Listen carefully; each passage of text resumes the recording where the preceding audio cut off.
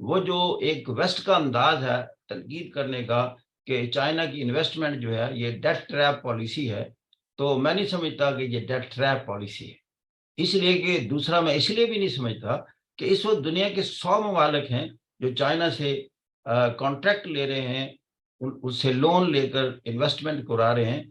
क्या उनको ये डेट ट्रैप पॉलिसी, उनकी ब्यूरोक्रेसी को या उनकी पॉलिटिकल लीडरशिप को 100 मुल्कों को समझ नहीं आ रही? क्या वो इतने सादा हैं, इतने भोले हैं? और चाइना इतना क्लेवर है कि 100 मुल्कों में इन्वेस्टमेंट कर दी है और सारे उसकी ट्रैप में आ गए, डेट ट्रैप में आ गए। तो लिहाजा ये एक पॉलिटिकल स्लोगन है।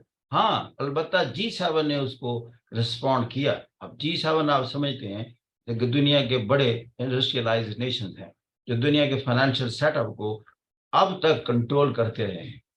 उनमें आप जानते हैं यूनाइटेड स्टेट्स है, उसमें जापान है, इटली है, कनाडा है, फ्रांस है, यूके है, जर्मनी है, तो और यूरोपियन यूनियन भी उसका एक हिस्सा है। तो ये बड़े जायंट हैं। इसमें ना रशिया है ना उनमें चाइना है। चाइना इसलिए कि आप देख रहे हैं कि ये एक डिस्क्रिमिनेटिव सेटअप है, उसको अपना राइवल समझते हैं। तो लेकिन दुनिया की इकोनॉमी में जो चाइना का रोल है वो कोई ढका छुपा नहीं है, लेकिन G7 में नहीं है। तो लिहाजा G7 की जो पिछली मीटिंग हुई है उसमें आप देख रहे हैं कि उसमें जो फैसला किया गया कि BRI दुनिया का बहुत बड़ा चैलेंज है फॉर द वेस्ट। इसलिए कि जो वेस्ट के साथ कंट्री अलाइज थे, यानी माजी में, particularly I am referring to Latin America and the Europe and Africa और एशिया भी, ये सारे के सारे चाइना को इंफ्रास्ट्रक्चर डेवलपमेंट के लिए और इन्वेस्टमेंट के लिए कॉन्ट्रैक्ट दे रहे हैं चाइना को, और चाइना एक्सपैंड कर रहा है। तो BRI में मोर देन 100 कंट्रीज हो गए हैं। तो लिहाजा इन्होंने कहा इस तरह चाइना की तो इकोनॉमी और बड़ी हो जाएगी। जब चाइना की इकोनॉमी और बड़ी हो जाएगी तो ये फिर ज्यादा उसका हिस्सा जो है रिसर्च एंड डेवलपमेंट पर लगाएगा। और रिसर्च एंड डेवलपमेंट ही वो पॉइंट है जहां आप अपनी वेपनरी को और जो आपके जो आर्सेनल्स हैं उसकी क्वालिटी को इम्प्रूव करते हैं, एनहांस करते हैं, और फिर आप चैलेंज बनते हैं दुनिया की सो कॉल्ड सुपर पावर्स को। तो लिहाजा अमेरिका को सबसे बड़ा चैलेंज उस वक्त होगा जब चाइना टेक्नोलॉजी में आगे जाता है, क्योंकि अगर अमेरिका से पीछे है तो सिर्फ टेक्नोलॉजी में पीछे है, इनोवेटिव आइडियाज में पीछे है। जैसे मैंने उस दिन कहा था कि जब मैंने देखा यूएसए में कि राइट नाउ यूएसए में जो सबसे ज्यादा तादाद लोगों की है जो यूएसए में PhD कर रहे हैं, वो नंबर 1 चाइना है और नंबर 2 इंडिया है।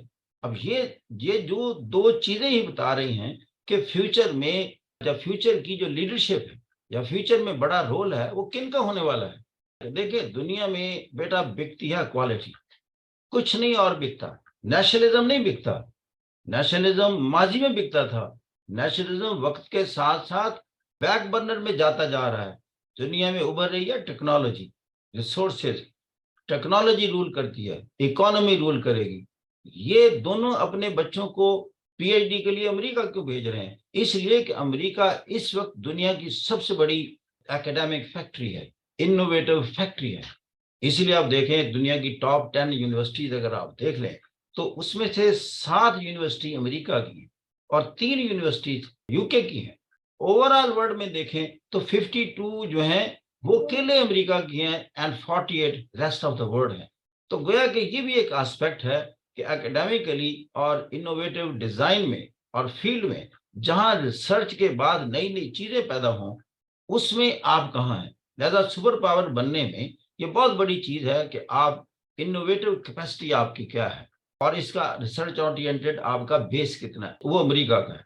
और ये जल्दी खत्म होता नजर नहीं आता। इसलिए एनालिस्ट कहते हैं कि जो 21st सेंचुरी है, ये अगरचे इसमें चाइना अमर्ज कर जाएगा, इसमें इंडिया भी बहुत बड़ी ताकत होगा, लेकिन ये बड़े प्लेयर हो जाएंगे इंटरनेशनल पॉलिटिक्स में, इंटरनेशनल इकोनॉमी में, इंटरनेशनल फाइनेंशियल सिस्टम में अपना बड़ा रोल अदा करेंगे। लेकिन अमेरिका अभी दुनिया की सुपर पावर रहेगा और दुनिया में बहुत बड़ा इन्फ्लुएंस रखेगा। लेकिन what happens after 21st century, इसके बारे में शुबात हैं कि मुमकिन है 22nd सेंचुरी जो है ये एशियन सेंचुरी हो। एशियन मैंने इसलिए कहा कि इसमें ये जो इमर्जिंग पावर है चाइना, इंडिया, इनका एक बड़ा रोल होगा। लेकिन रशिया का नाम क्यों नहीं लिया जा रहा?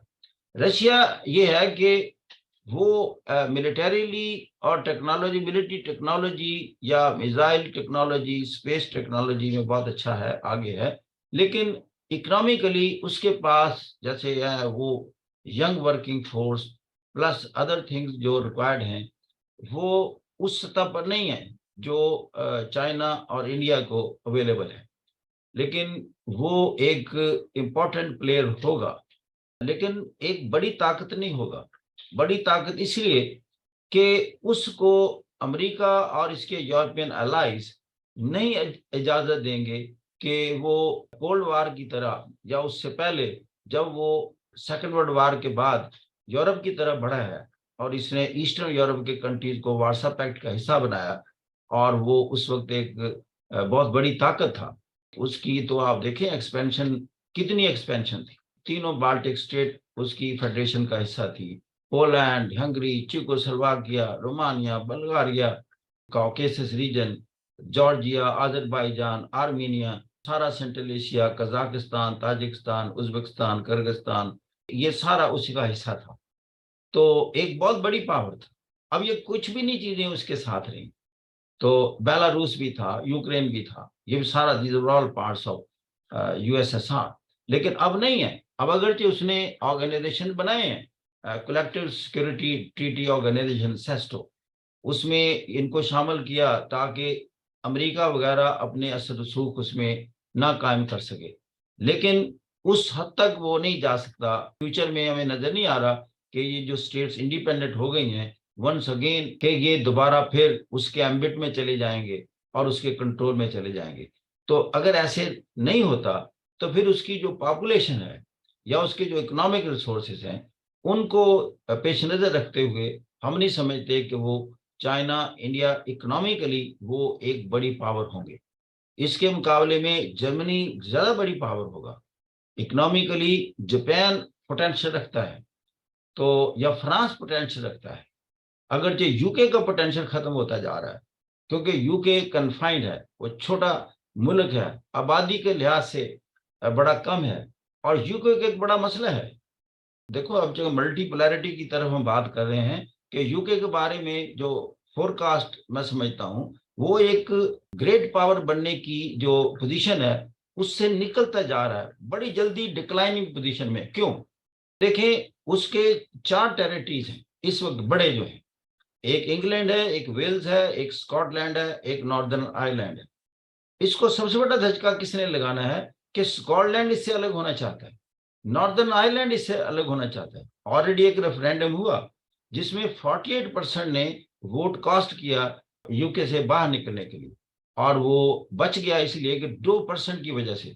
और अब फिर भी जब वो समझते हैं कि अब हमारी जो वोट बैंक ठीक हो गया है, तो they started demanding that there should be another referendum.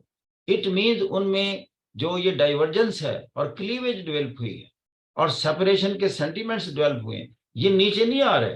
तो अगर स्कॉटलैंड बीच में से निकाल दें, नॉर्दर्न आयरलैंड निकाल दें, तो फिर जो ब्रिटेन है ये रह गया सिर्फ इंग्लैंड और वेल्स। तो ये एक बड़ी पावर उस हिसाब से इसके अमकानात जो हैं वो वक्त के साथ कम हो रहे हैं।